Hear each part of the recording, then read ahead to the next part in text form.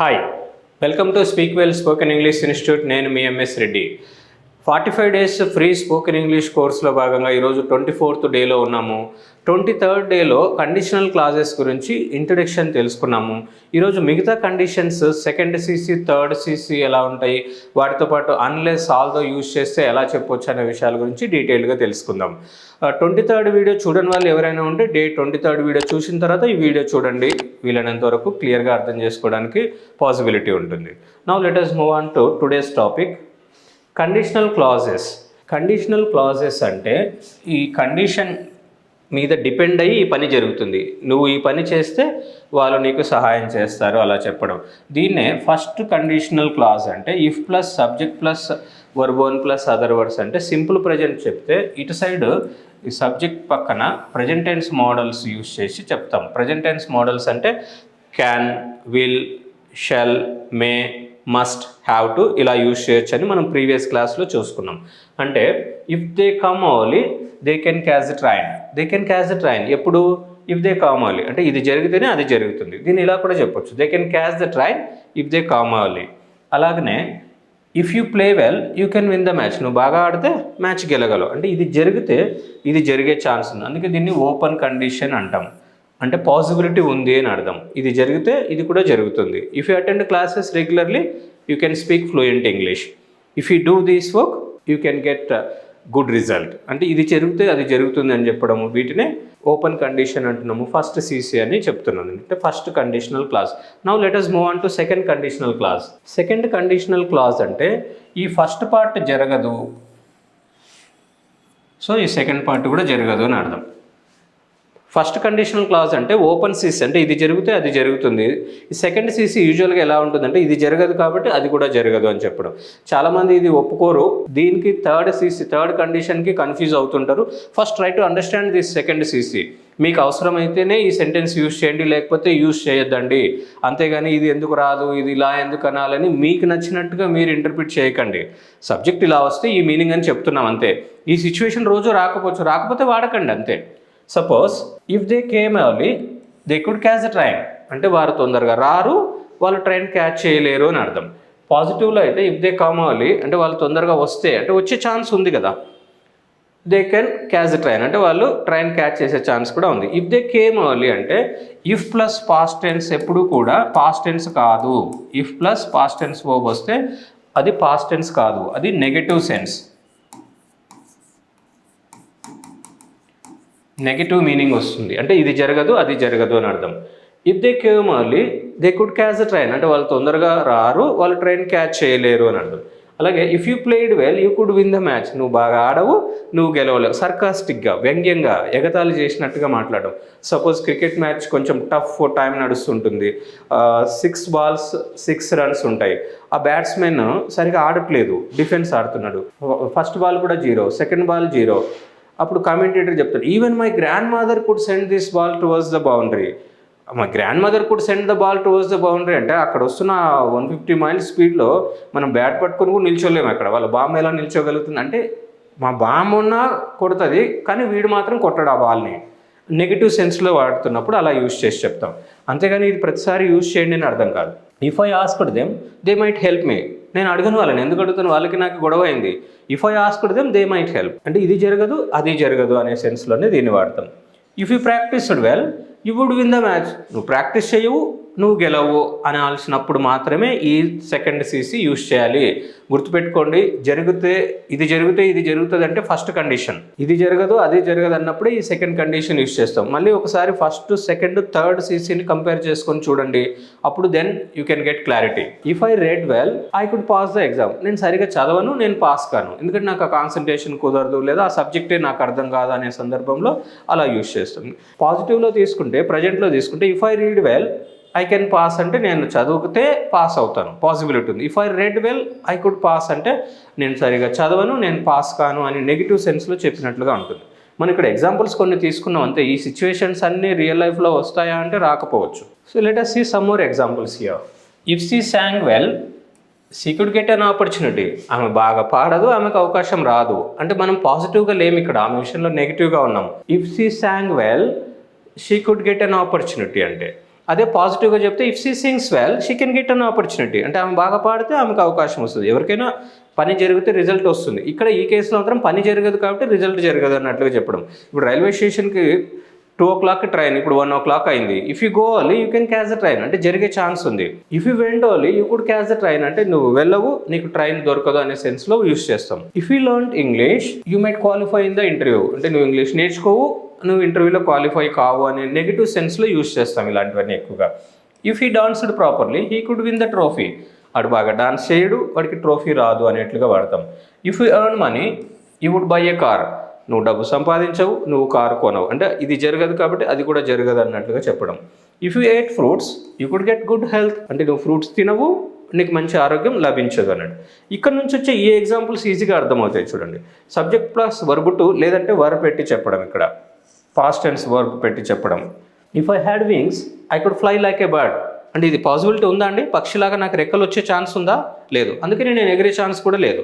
If you had wings like A bird you could fly high, నీకు రెక్కలుంటే పక్షిలాగా నువ్వు బాగా ఎగరగలిగేవాడివి, అంటే ఇది జరగదు అని చెప్పేటప్పుడు ఇలాంటి సెకండ్ కండిషన్ యూస్ చేస్తాం. If I were you I would do this work, నువ్వైతే నేను ఈ పని చేస్తాను, అవుతామా, పాసిబిలిటీ ఉందా, నువ్వు అయ్యే ఛాన్స్ ఉందా. If I were Narendra Modi, if I were Chandrababu Naidu, if I were Jagan, if I వర్ కేసీఆర్, ఇవేవి జరగని పనులు కదా, అలాంటప్పుడు కూడా ఈ సెకండ్ కండిషన్లోనే చెప్తాం.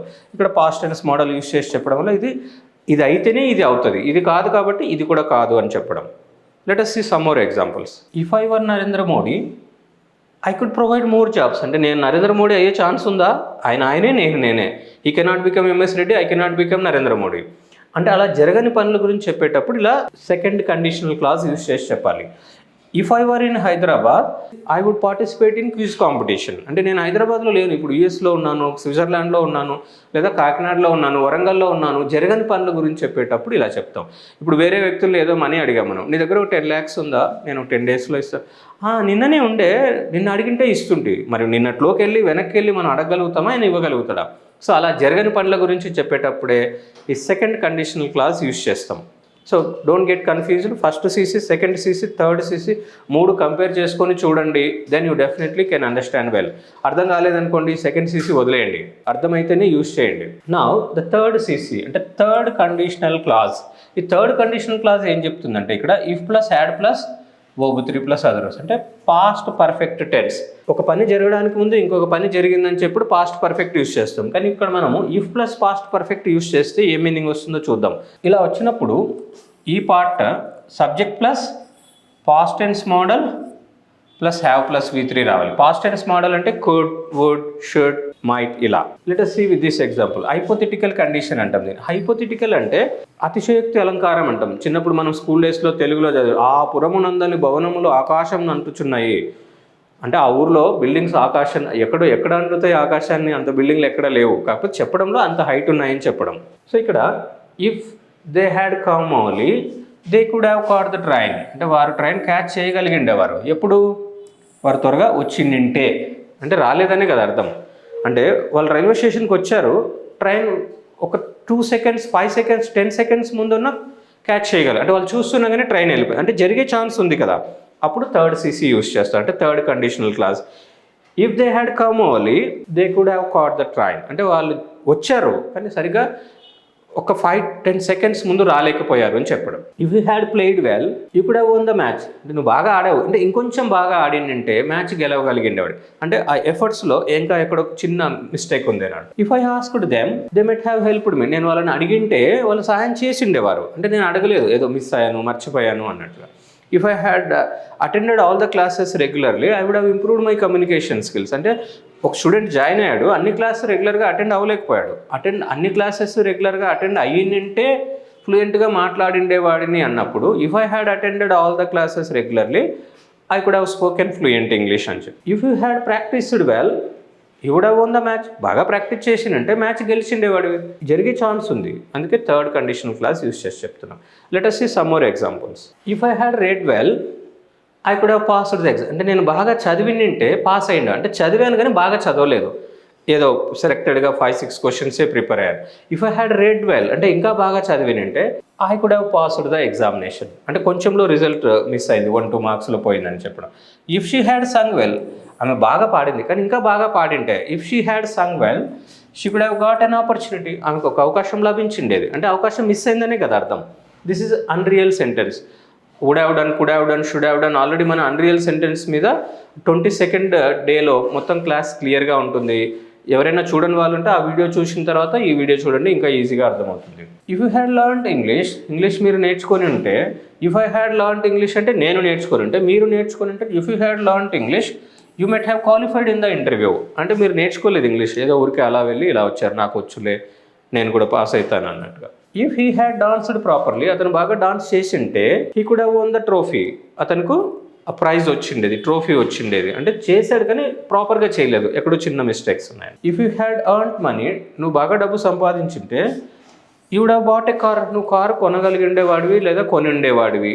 If you had eaten fruits, అంటే మీరు పళ్ళు బాగా తినింటే, you could have got good health, మీకు మంచి ఆరోగ్యం లభించిండేది. అంటే మీరు పళ్ళు తినకుండా ఏవో జంక్ ఫుడ్ తిన్నారు అని అర్థం. చాలా మందికి ఇష్టం ఉండదు కదా. సో ఫస్ట్ ఇఫ్ క్లాజ్ అంటే ఇఫ్తో మొదలవుతుంది కాబట్టి ఇఫ్ క్లాజెస్ అంటాము, లేదా కండిషనల్ క్లాజ్ అంటే ఒక కండిషన్ మీద డిపెండ్ అయ్యి ఇంకొక కండిషన్ జరుగుతుంది కాబట్టి. అలాగనే ఫస్ట్ సిసి అంటే first conditional clause, open CC, if you go early you can catch train. Second CC negative CC, if you went early you could catch train, అంటే జరగని పనులకి యూజ్ చేస్తాం.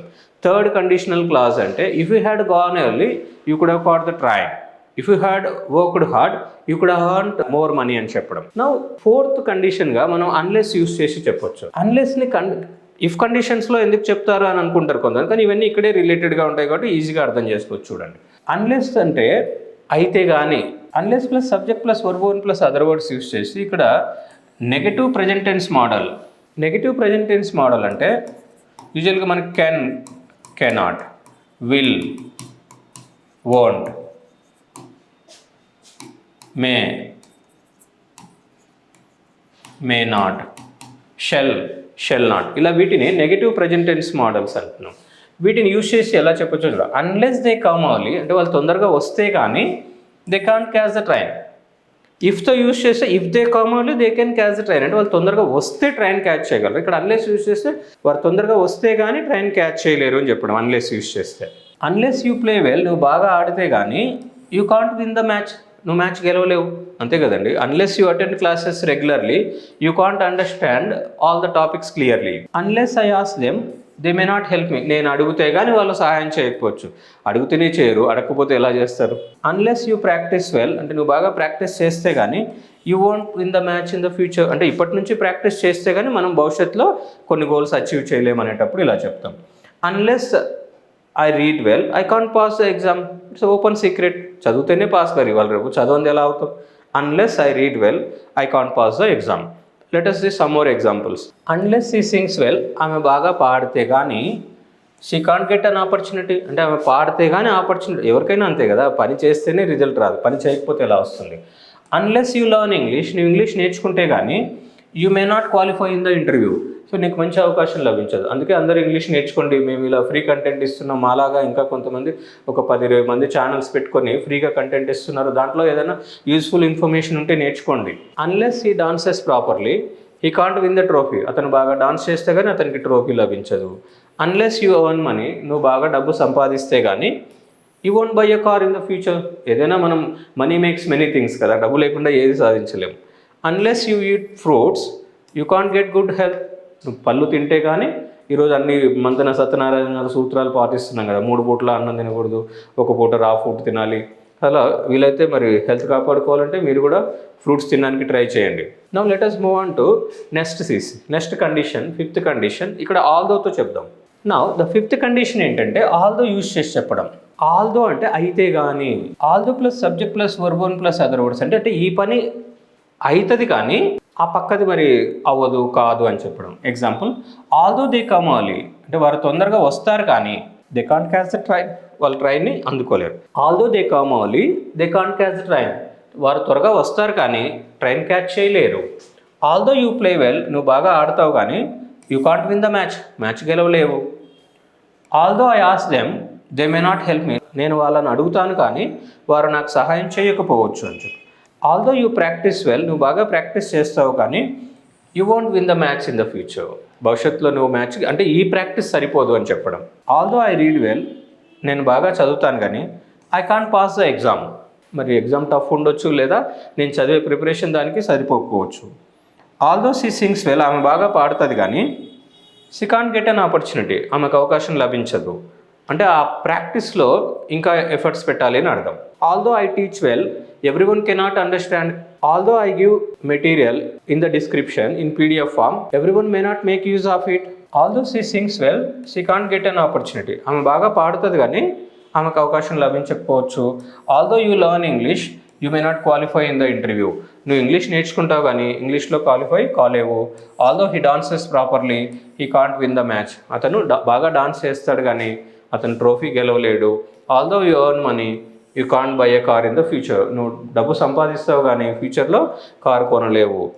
Although you eat fruits, you can't get health, అంటే కొన్ని సందర్భాలు ఇది జరుగుతుంది కానీ ఇది జరగదు అని చెప్పేటప్పుడు ఈ ఆల్దో యూస్ చేసి చెప్తే చాలా బ్యూటిఫుల్గా సెంటెన్సెస్ చెప్పొచ్చు. Now let us see the last condition, ఆల్దోతో పాస్ట్ టెన్స్ ఎలా చెప్పొచ్చో చూద్దాం. 6th condition, last condition, although use చేసి past tense, simple past tense verb చెప్తే ఆ పని జరిగింది కానీ రిజల్ట్ జరగలేదు, నెగిటివ్ పాస్ట్ టెన్స్ మోడల్ అని చెప్పి. Example, although they came early, వారు తొందరగా వచ్చారు కానీ ఏం జరిగింది, ఆ పని చేయలేకపోయారు, రిజల్ట్ ఎక్స్పెక్ట్ చేయలేకపోయారు. They could not catch the train, although they came early they could not catch the train. Although you played well, అంటే నువ్వు బాగా ఆడావు కానీ you couldn't win the match, నువ్వు మ్యాచ్ గెలవలేకపోయావు. ఆల్దో ఐ ఆస్క్డ్ దెమ్, నేను వాళ్ళని అడిగాను కానీ they might not help me, వాళ్ళు నాకు సహాయం చేసి ఉండకపోవచ్చు. ఆల్దో యూ ప్రాక్టీస్డ్ వెల్, నువ్వు బాగా ప్రాక్టీస్ చేసావు కానీ you wouldn't win the match, నువ్వు మ్యాచ్ గెలవలేకపోయావు, or you didn't win the match అని కూడా చెప్పొచ్చు ఇక్కడ. Although I read well, I could not pass the exam, నేను బాగా చదివాను కానీ ఎగ్జామ్ పాస్ కాలేకపోయాను. Although I taught all the topics clearly, they could not understand, they did not understand అని కూడా చెప్పొచ్చు ఇక్కడ. ఆల్దో షీ సాంగ్ వెల్, ఆమె బాగా పాడింది కానీ she could not get an opportunity, maybe bad luck, లేదా అవతల ఇంకా బాగా పాడి ఉండొచ్చు ఆమె competitors. Although you learned English, నువ్వు ఇంగ్లీష్ నేర్చుకున్నావు కానీ you could not qualify in the interview, నువ్వు ఇంగ్లీష్ నేర్చుకున్నావు కానీ ఇంటర్వ్యూలో ప్రజెంటేషన్ స్కిల్స్, కమ్యూనికేషన్ స్కిల్స్ లేకపోవడమో లేదా వేరే రీజన్స్ వలన సెలెక్ట్ కాలేకపోయావు.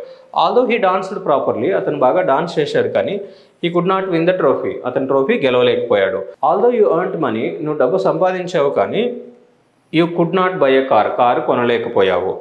ఆల్దో యూ ఏట్ ఫ్రూట్స్, నువ్వు ఫ్రూట్స్ తిన్నావు కానీ you couldn't get good health, అంటే అప్పటికే జరగాల్సిన నష్టం అంతా జరిగిపోయింది. సో ఇలా జరిగే విషయాలన్నింటినీ కూడా ఈ కండిషనల్ క్లాజెస్ యూస్ చేసి, ఫస్ట్ కండిషన్ ఏంటంటే ఈ పని జరిగితే ఆ పని జరుగుతుంది, if you work hard you can earn more money. Second CC, ఈ పని జరగదు ఆ పని కూడా జరగదు, if you worked hard you could earn money, అంటే నువ్వు కష్టపడి పని చేయవు, నువ్వు డబ్బు సంపాదించలేవు అన్నట్టుగా. థర్డ్ కండిషన్ అంటే ఈ పని జరిగింటే ఆ పని జరిగిండేది, if you had worked hard you could have earned money, నువ్వు కష్టపడి పని చేసి ఉంటే డబ్బు సంపాదించగలిగేవాడు. ఫోర్త్ కండిషన్లో అన్లెస్ యూస్ చేసి చెప్తాం, unless you work hard you can't earn money, అంటే నువ్వు బాగా కష్టపడితే కానీ డబ్బు సంపాదించలేవు. ఫిఫ్త్ కండిషన్ ఆల్దో యూస్ చేసి సింపుల్ ప్రజెంట్ చెప్తే, although you work hard you can't earn money, నువ్వు డబ్బు సంపాదించలేవు, నువ్వు కష్టపడి పని చేస్తావు కానీ. Sixth last, although you worked hard, నువ్వు బాగా కష్టపడి పని చేసావు కానీ you could not earn money, నువ్వు బాగా డబ్బు సంపాదించలేకపోయావు. This is all about conditional clauses. దీంతో కాన్సెప్ట్ క్లియర్గా అర్థమైందని అనుకుంటున్నాను. ఇంకా అర్థం కాని వాళ్ళు మళ్ళీ 1-2 సార్లు వీడియో పాస్ చేసుకొని చూడండి, స్కిప్ చేయకుండా చివరి దాకా చూడండి, ఫార్వర్డ్ చేసి మధ్యలో అక్కడక్కడ చూస్తే మేము ఏం చెప్పదలుచుకున్నాం అనేది మీకు క్లియర్గా అర్థం కాదు. ఒక 15-20 మినిట్స్ ఒక వీడియో మీద స్పెండ్ చేయకపోతే టాపిక్ క్లియర్గా అర్థం కాదండి. ఇన్స్టిట్యూట్లో 2 అవర్స్ ప్రాక్టీస్ చేయించి మళ్ళీ 1-2 అవర్స్ వర్క్ చేస్తే అప్పుడు ఈజీగా మాట్లాడించగలుగుతున్నాం. సో ఇంతే ఫ్రెండ్స్, వీడియో నచ్చితే లైక్ చేయండి, షేర్ చేయండి, మీ మిత్రులందరికీ యూజ్ అవుతుంది.